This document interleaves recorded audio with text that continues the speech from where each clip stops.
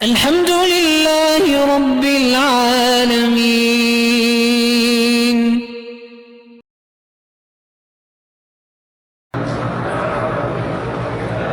کہتا ہے جی کہ میں یونیورسٹی کا طالب العلم ہوں، میری 20 سال عمر ہے، میں علم دین کے لیے حاصل کر کے دین کا پیغام پہنچانا چاہتا ہوں. بھائی آپ انجینئر ہیں، کوئی غم نہ کریں، آپ اسی فیلڈ میں رہ کر بھی دین کا کام کر سکتے ہیں.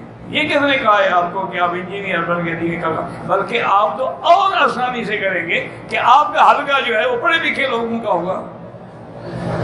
آپ وہی کام کرتے رہیں، اپنی ڈگری حاصل کریں اور اس کے بعد پھر دین کا علم حاصل کریں، اہل علم سے رہیں، اللہ والوں سے رہیں، اور پھر کام.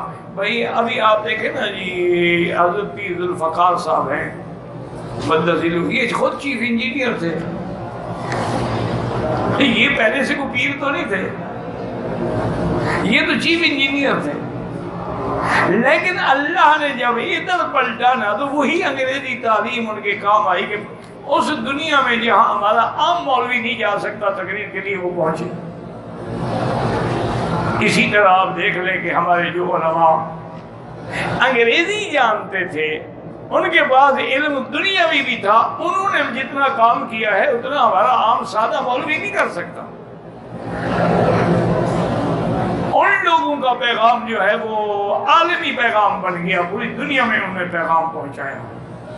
بہت بڑے بڑے لوگ ہیں ہمارے یہاں، حضرت تقی عثمانی صاحب ہیں، علامہ خالد محمود صاحب ہیں، اور بھی بڑے لوگ ہیں جن کو اللہ نے دونوں علوم سے نوازا.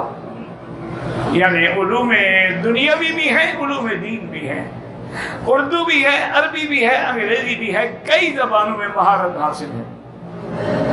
اسی لیے انہوں نے اقتصادیات پہ کام کیا، اکانومی پہ. ہمارے عام مولوی کو تو پتہ نہیں ہوتا نا کہ بینکوں کے اندر جو اکاؤنٹ کھولا جاتا ہے وہ کیا چیز ہے، ایل سی کیا ہوتی ہے، کرنٹ اکاؤنٹ کیا ہوتا ہے، سیونگ اکاؤنٹ کیا ہوتا ہے.